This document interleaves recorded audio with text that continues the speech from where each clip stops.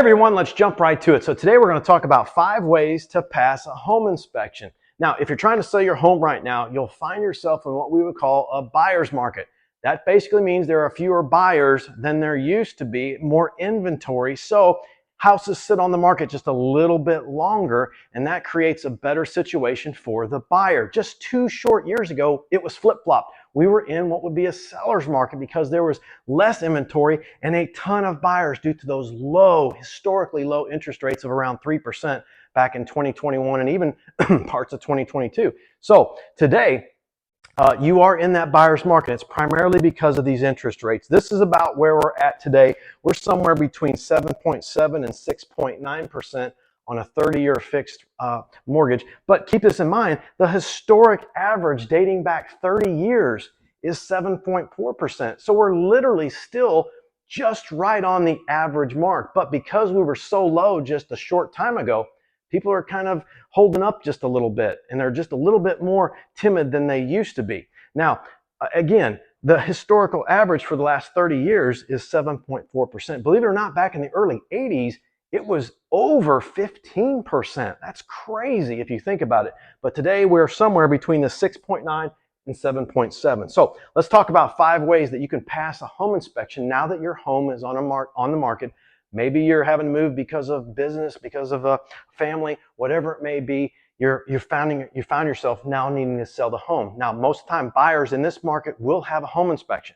Here's 5 ways to pass. Number 1, don't hide your problems. We all try to do that on a daily basis, but when it comes to your home, not a good idea. You definitely want to let them be known, disclose any issues that you haven't repaired, that you know about. Too many times do I see people throw a painting on a wall or a rug on the floor to try to cover up some sort of issues and try to fool the inspector.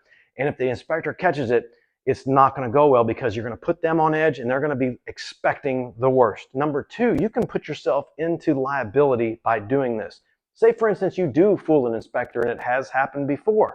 If you fool that inspector and the buyer gets there and they uncover some major incident with that home, they can come after you. And that's not a place that you want to be at. It's not pleasant. It'll take a year or 2 just to sort through all that mess, and you're going to be out some major money. So don't hide your problems, number 1. Number 2, get a pre-sale inspection. Now, this is pretty important because it can help you tip you off to any major issues going on with your home. It's a few $100s. Yeah, average home inspection price, $400 to $600 for a 2,000 square foot home. Maybe more in certain parts of the country, maybe a little less in other parts. But that's just an average off the top of my head. A pre-sale inspection will tip you off for any major issues. Go ahead and get those issues fixed. It gives you the chance before negotiations begin to go out and shop on your own for the best situation to fix those issues. In the end, it will help you to uphold the premium that you're asking for your home. And that's what you want. You want to stay as close to that contracted sale price as you can without having to come off of it because of negotiations, okay? So get a pre-sale inspection, not a bad idea. Number 3, have all major work done by a licensed, and I'm going to add reputable contractor, okay? There's a lot of licensed contractors out there that are not reputable. Try to find one with good reviews. All major work done. So your pre-sale inspection has revealed a few major things, structural issues, maybe roof issues. Go ahead and get that work done by a licensed, reputable contractor. Very important because I'll tell you why on number 4. Keep all paperwork and pass it to the buyer. This is huge, folks. Keep that paperwork that you just had done and make sure that you pass it along to the buyer. It does 2 things. Number 1, transparency. It gives transparency to what's going on with this home. Number 2, it builds confidence and honesty. Honesty builds confidence. That buyer wants to feel confident. They're spending an enormous amount of money on your home. So how can you help facilitate all this? By just giving paperwork and passing it along. Put it on the island or on the table when you have that walkthrough, whenever you know someone's coming over. Even when the inspector's coming over, put that paperwork on the table. Let the inspector take a look at it. Write a note, says, hey, just want you to know we had this work done. Take a look if you'd like.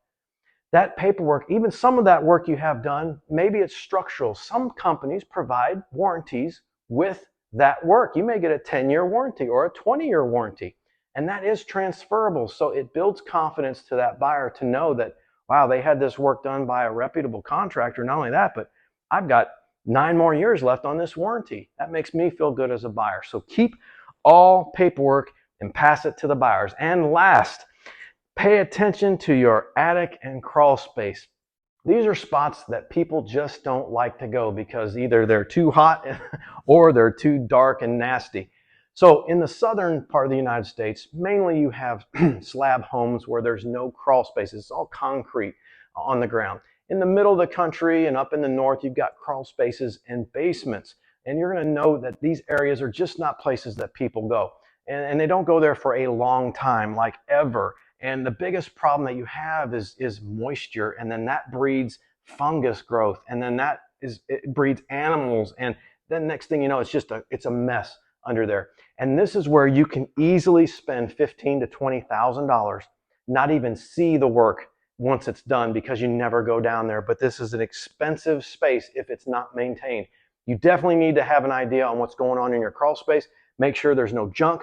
Make sure there's no moisture. The number one thing that is your enemy as a homeowner is moisture. Make sure that it is dry as a bone and that there's no fungus growing on the wood underneath, because that can contribute to a lot of ailments for people, especially respiratory. Okay, crawl space is huge. Attic is also very huge. Even though people do sometimes go to the attic to throw Christmas decorations up there, it's very seldom visited, and you can have a leak up there and not even know it. Your insulation may even be missing. Some folks I've seen on brand new homes 5 years later, they never got to the attic to figure out that they're missing insulation over a bedroom. It's crazy how this happens. So hopefully a pre-sale inspection will spot some of these major issues in these very costly spaces. All right. So these are 5 ways to pass a home inspection now that you've got your home on the market in this buyer's market. Hope you enjoyed the video. Have a great one.